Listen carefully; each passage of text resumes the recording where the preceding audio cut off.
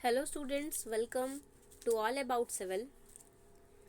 Noise pollution unit हम last lecture तक complete कर चुके हैं। इस लेक्चर में हम स्टार्ट करेंगे नई यूनिट जो है एनवायरमेंटल लेजिस्लेशन।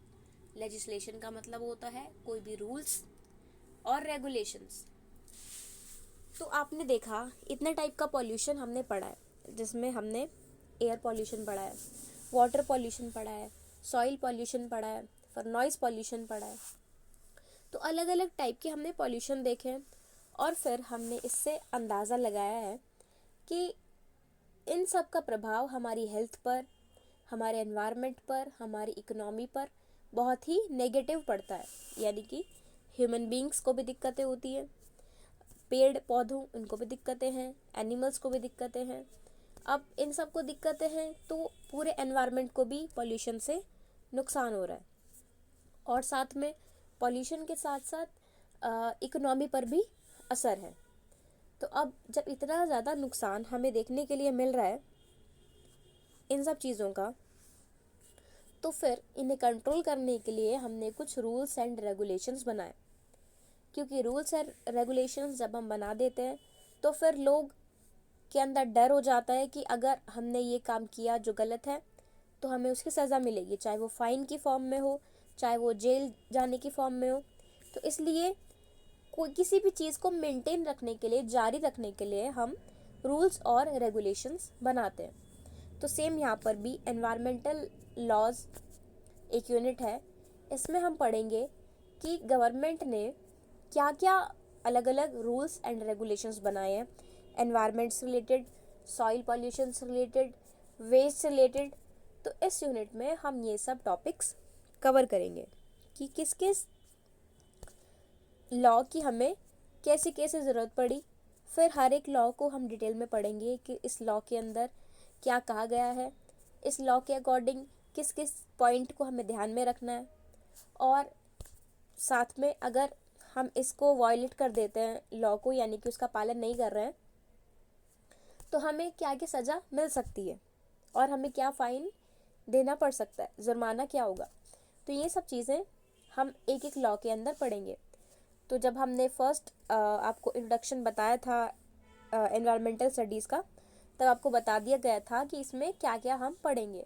तो अलग अलग लॉज जितने भी थे वो हम डिस्कस कर चुके थे। तो स्टार्ट करते हैं अपनी ये यूनिट एनवायरमेंटल लॉ। तो एनवायरमेंटल लॉ बेसिकली जितना भी टाइप के पॉल्यूशंस हैं, अब इनसे अर्थ को नुकसान है, तो इस पॉल्यूशन को कंट्रोल करने के लिए और साथ साथ एनवायरनमेंट को प्रोटेक्ट करने के लिए कुछ लॉज बनाने की बहुत ज़्यादा ज़रूरत हमें पड़ी, जिनके बेसिस पर हम अर्थ को साफ़ सुथरा रख पाए। तो इसके लिए हमने अलग अलग लॉज बनाए हैं। तो environmental law is a collective term compassing aspects of the law that provide protection to the environment. यानी कि एनवायरमेंटल लॉ क्या है, एक कलेक्टिव टर्म है जिसमें एनकम्पसिंग एस्पेक्ट्स, यानी कि कोई भी लॉ अगर हम बना रहे हैं तो वो एनवायरनमेंट को प्रोटेक्ट कर रहा है। तो इन सब चीज़ों को हमने एक कलेक्टिव टर्म दिया है कि अलग अलग, जैसे अलग अलग टाइप के लॉज हैं तो वो अलग अलग चीज़ों को प्रोटेक्ट कर रहे हैं। जैसे कोई वाटर के लिए लॉ बना रखा है, कोई हमने नॉइस पॉल्यूशन के लिए लॉ बना रखा है, फिर एक लॉ हमने बना रखा है सॉइल के लिए। तो इस टाइप से जो अलग अलग लॉज हैं जो कि मिलकर किस लिए बने हैं, उनका मेन उद्देश्य, मेन एम ये है कि एनवायरनमेंट को वो प्रोटेक्ट कर पाए, किसी भी हालत में एनवायरनमेंट को उसका नुकसान ना हो। तो ये सब लॉज के लिए हमने एक कलेक्टिव टर्म बनाई जिसको हमने बोला है एनवायरमेंटल लॉ। अब इस एनवायरमेंटल लॉ के अंदर जितने भी लॉज हैं वो सब लॉज आते हैं। आने वाले लेक्चर्स में हम लॉ को भी एक एक पर्टिकुलरली डिस्कस करेंगे। A related but distinct set of regulatory regimes, now strongly influenced by environmental legal principles, focus on the management of specific natural resources such as forest, minerals और fisheries। अब हम इसे बोल सकते हैं कि ये रेगुलेटरी रिजाइम है। रेगुलेटरी रिजाइम मतलब किसी भी रूल्स एंड रेगुलेशंस को कंटिन्यू रखने के लिए, किसी भी अगर कहीं पर पॉल्यूशन हो रहा है तो उसको बचाने के लिए, ऐसा एरिया प्रोटेक्ट करने के लिए हम एक रेगुलेशन बनाते हैं, जैसे रूल्स एंड रेगुलेशन, कि आपको ये गाइडलाइन फॉलो करनी ही करनी है। आप किसी जानवर को नहीं मार सकते, आप फॉरेस्ट में कुछ ऐसी एक्टिविटी नहीं कर सकते। तो इस टाइप की जो एक्टिविटीज़ हैं ये इस लॉ के अंदर रखी गई हैं। अब ये जितनी भी एक्टिविटीज़ हैं ये सब एनवायरनमेंट को इन्फ्लुएंस करके रखी गई है, यानी कि सारी एक्टिविटीज़ इस टाइप की हैं कि एनवायरनमेंट को इससे प्रोटेक्शन मिले और कोई भी नुकसान, किसी भी तरीके का नुकसान एनवायरनमेंट को ना हो। अब इसके अंदर क्या क्या चीज़ें आती हैं? लीगल प्रिंसिपल्स आते हैं, यानी कि जो रूल्स और रेगुलेशंस बनाए गए हैं ये सब आते हैं, लीगल प्रिंसिपल्स। साथ में focus on the management of specific natural resources. अब नेचुरल रिसोर्सेज क्या होती हैं? जो कि मैन मेड नहीं है, जो कि हमारी अर्थ पर खुद से अवेलेबल है, जैसे कि रिवर्स हो गई, जैसे कि सन की एनर्जी हो गई, तो ये और विंड हो गई, तो ये सब नेचुरल रिसोर्सेज हैं। तो जितनी भी नेचुरल रिसोर्सेज हैं उनका प्रॉपर तरीके से मैनेजमेंट हो। मैनेजमेंट मतलब जैसे सन एनर्जी दे रहा है तो हम उसको दूसरे कामों में यूज़ कर सकें, उस एनर्जी को यूटिलाइज कर सकें, जिससे कि उस एनर्जी का यूज़ भी हो जाए और साथ में कुछ पॉल्यूशन भी ना हो, किसी को हार्म भी, उससे नुकसान भी ना पहुँचे। तो इस टाइप से जब हम प्रिंसिपल फॉलो कराते हैं नेचुरल रिसोर्सेज को बचाने के लिए, मैनेजमेंट प्रॉपर लेकर आना। अब जैसे इसका एग्जांपल है सच एज फॉरेस्ट। अब फॉरेस्ट के अंदर मिनरल्स और फिशरीज, तो यहाँ पर हम चीज़ों को पूरा मैनेज करके देखते हैं। जितने भी नेचुरल रिसोर्सेज हैं, जैसे फॉरेस्ट हुआ, अब फॉरेस्ट से हमें इतने सारे एनिमल्स हैं और इतने सारे तरीके के पेड़ हैं, वहाँ पर पौधे हैं, जड़ी बूटियाँ, तो कुछ भी वैरायटी हमारे पास जो भी हमें चाहिए हो हम वहाँ से ईजिली ले सकते हैं। तो ये नेचुरल रिसोर्स है। साथ में मिनरल्स, खनिज पदार्थ, ये सब मिनरल्स, इतने सारे मिनरल्स जैसे हीरे हो गए या फिर सोना चांदी, ये सब ऐसे ही बनते हैं क्योंकि ये सब मिनरल्स हैं। और फिशरीज, तो ये सब हमारे नेचुरल रिसोर्सेज हैं। इनके प्रॉपर मैनेजमेंट के लिए, कि इनका प्रॉपर यूज़ भी हो जाए और इनसे किसी को नुकसान भी ना हो, ये पूरा मैनेजमेंट है। तो ये मैनेजमेंट जब हम करते हैं इसे हम बोलते हैं रेगुलेशन रिजाइम, जिसमें कि किसी को दिक्कत ना हो, और ये सब चीज़ें आती हैं एनवायरमेंटल लॉ के अंदर। एनवायरमेंटल लॉ के अंदर ये सब चीज़ें आती हैं। Other areas such as environmental impact assessment may not fit neatly into either category but are nonetheless important components of the environmental law। अब कुछ और चीज़ें भी हैं जो भी एनवायरमेंटल लॉ के अंदर आती हैं, आने वाले टाइम पे वो भी हम डिस्कस करेंगे। तो आप एनवायरमेंटल लॉ यहाँ से रीड करो।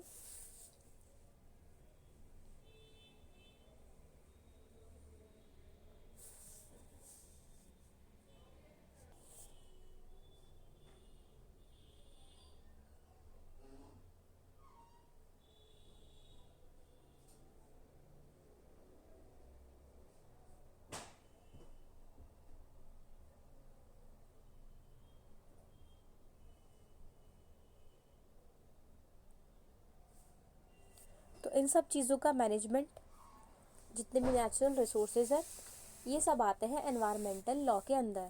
जो भी ऐसे लॉज बनाए गए जो कि एनवायरनमेंट के प्रोटेक्शन के लिए थे, एनवायरमेंटल लॉ के अंतर्गत आते हैं। अब पढ़ते हैं कि क्या क्या चीज़ें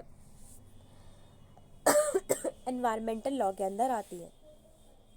तो सबसे पहला है एयर क्वालिटी। एयर क्वालिटी क्या होता है?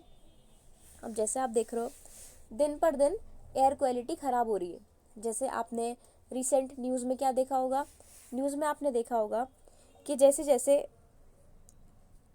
पॉल्यूशन हो रहा है, जैसे किसानों ने पराली जलाई थी तो उससे बहुत ज़्यादा धुआं फैला तो वहाँ के आसपास के एनवायरनमेंट में बहुत ज़्यादा धुंध टाइप हो गई, तो वहाँ लोगों के लिए सांस लेने में दिक्कत हुई और काफ़ी परेशानियाँ उनको झेलनी पड़ी। ऐसे ही, ये तो एग्ज़ाम्पल दिल्ली का है, ऐसे ही हर जगह पर जो इंडेक्स है, एयर क्वालिटी इंडेक्स, वो डाउन हो रहा है, वो उसकी जो क्वालिटी है नॉर्मल से वो सीवियर या वेरी सीवियर होते जा रहा है, एयर क्वालिटी घटती जा रही है यानी कि। तो ये सब चीज़ें एयर क्वालिटी में हम पढ़ेंगे। एयर क्वालिटी, जैसे आपको यहाँ पर अभी एक पिक्चर दिख रही है, तो इस पिक्चर में आप देख रहे हैं एक पिक्चर है जिसमें चिमनी लगी है और चिमनी से खूब सारा धुआं निकल रहा है। अब ये धुआं लगातार निकल रहा होगा फैक्ट्री से, या जितने भी टाइम के लिए निकल रहा होगा, ये आसपास के एरिया को पॉल्यूट करेगा। अब जितने भी लोग इसके कांटेक्ट में होंगे उनको दिक्कतें फेस करनी पड़ेंगी। और अगर इंडस्ट्रियल एरिया में ना हुआ, ये कहीं रेजिडेंशियल एरिया में हुआ, तो काफ़ी लोगों को अपनी जान का खतरा इससे हो सकता है। पढ़ते हैं हम एयर क्वालिटी के बारे में। Air quality laws governs the emission of air pollutants into the atmosphere. अब जो एयर क्वालिटी के लिए अलग अलग लॉज हमारे पास हैं, यानी कि रूल्स हमने बना रखे हैं, emission of air pollutants into the atmosphere, यानी कि जितने भी इंडस्ट्रीज़ हैं जहाँ से एयर पॉल्यूटेंट्स निकलते हैं, एमिट होते हैं एटमॉस्फेयर में, तो उनके लिए हमने अलग अलग लॉज बना रखे हैं। लॉ यानी कि नियम, रूल्स रेगुलेशंस बना रखे हैं। A specialised subset of air quality laws regulate the quality of air inside buildings. अब एयर क्वालिटी अगर हम देखें एनवायरनमेंट में, एक तो वहाँ की एयर क्वालिटी है, लेकिन एक एयर क्वालिटी है जो कि बिल्डिंग्स के अंदर एयर है, वहाँ पर भी उसकी क्वालिटी को मेंटेन करने के लिए, क्योंकि एयर क्वालिटी हमारी लाइफ का जो स्टैंडर्ड है उसके लिए बहुत ज़्यादा इम्पॉर्टेंट है।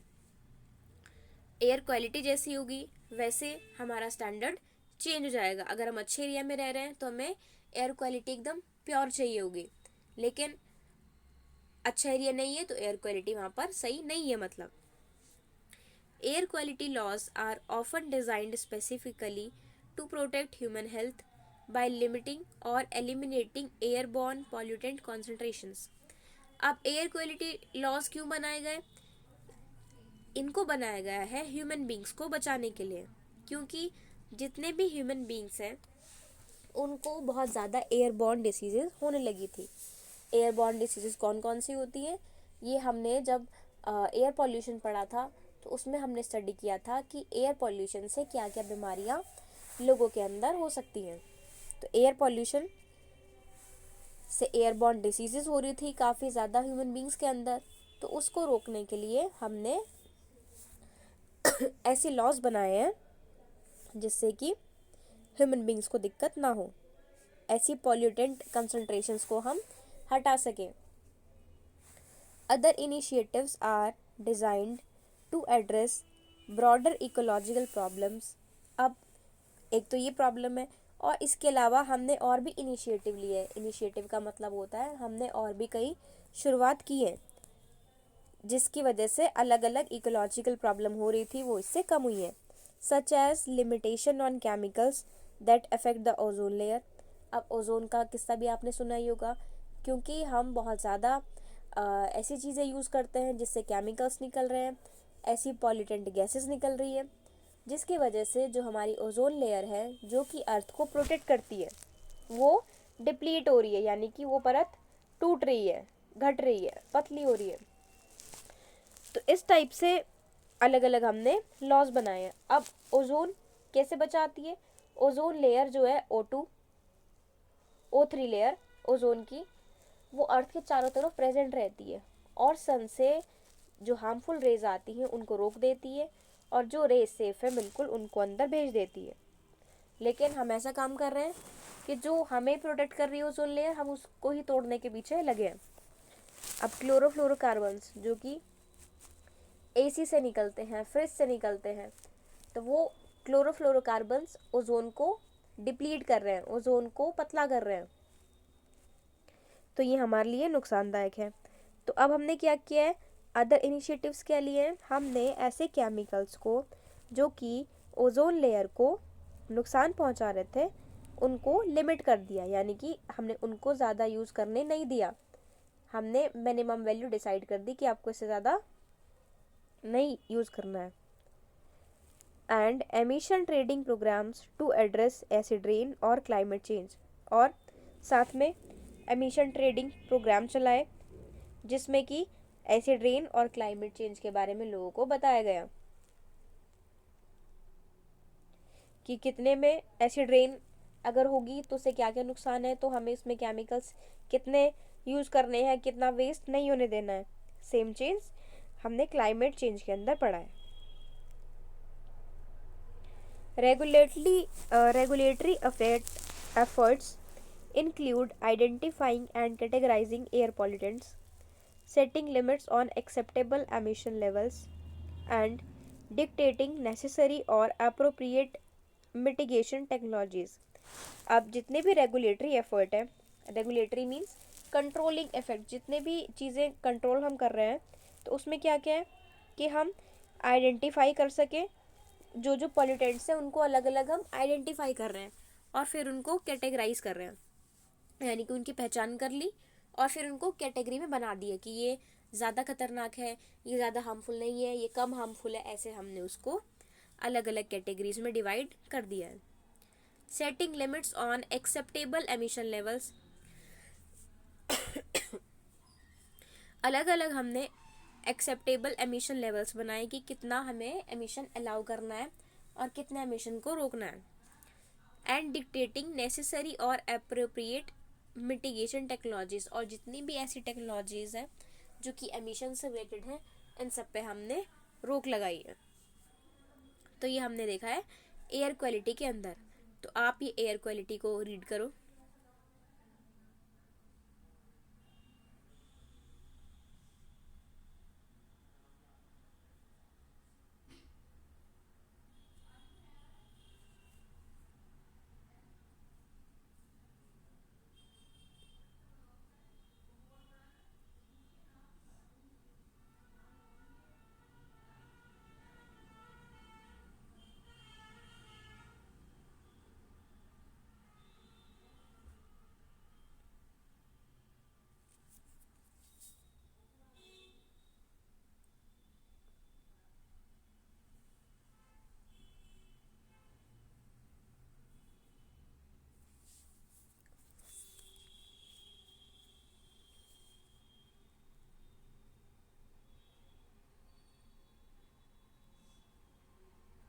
तो हमने यहाँ पर देखा कि एयर क्वालिटी को हमें कंट्रोल करने के लिए हमने क्या क्या स्टेप्स लिए हैं।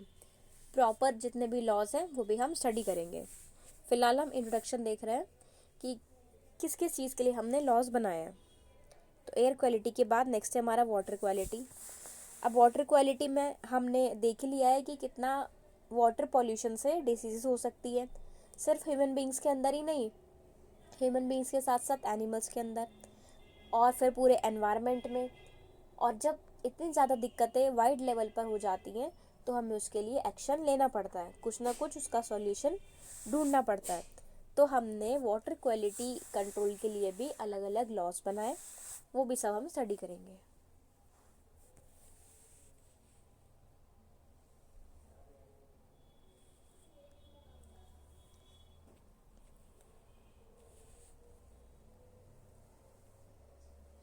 फिर उसके बाद है हमारे पास वेस्ट मैनेजमेंट। अब वेस्ट मैनेजमेंट क्या होता है, जितना भी वेस्ट आ रहा है हमारे पास तो उस सब को प्रॉपरली ट्रांसपोर्ट कराना, उसको ट्रीट करना, उसको स्टोर करना, उसका डिस्पोजल कराना, तो ये सब एक बहुत बड़ा चैलेंज है। तो ये सब भी, इसके लिए भी अलग अलग लॉज हैं। तो waste management laws govern the transport, treatment, storage and disposal of all manner of waste.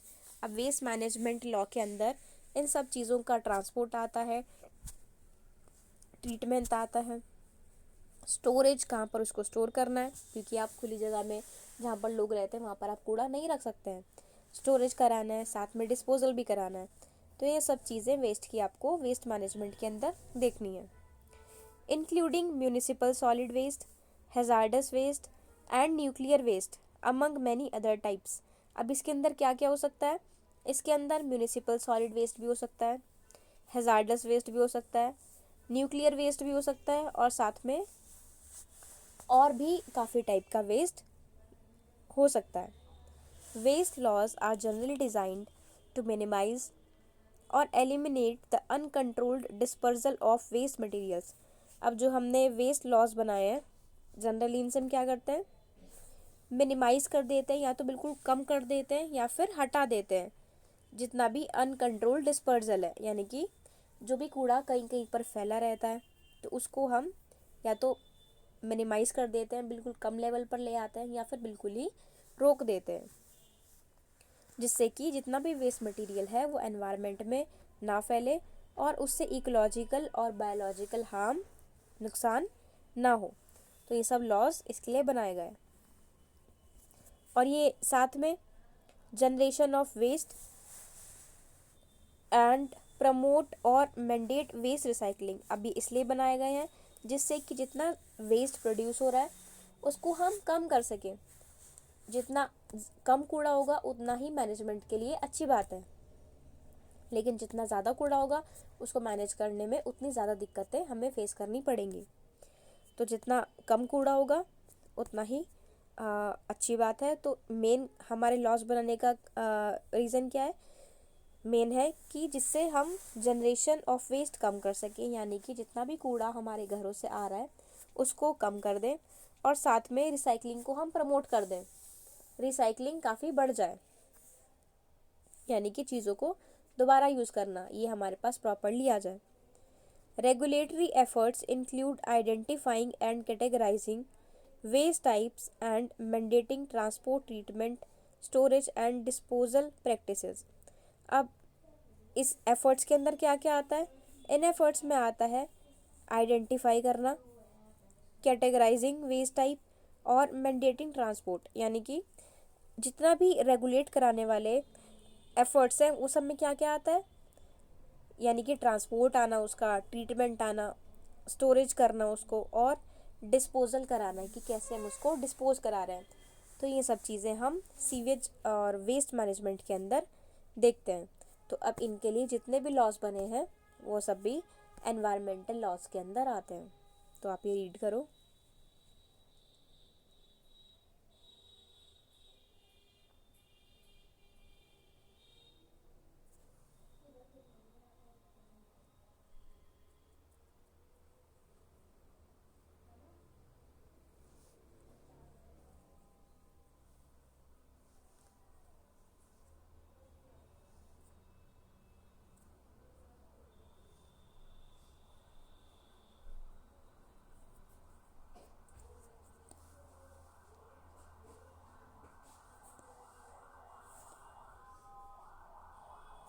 Next है उसके बाद कंटामिनेंट क्लीनअप।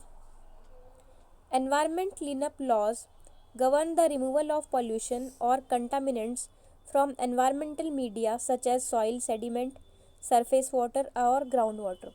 तो environmental cleanup का क्या मतलब है, ऐसे लॉज बनाना जिसमें कि हम जितने भी कंटामिनेंट्स हैं यानी कि सॉइल के अंदर, सरफेस वाटर में और ग्राउंड वाटर में, उसको वहाँ से रिमूव करना।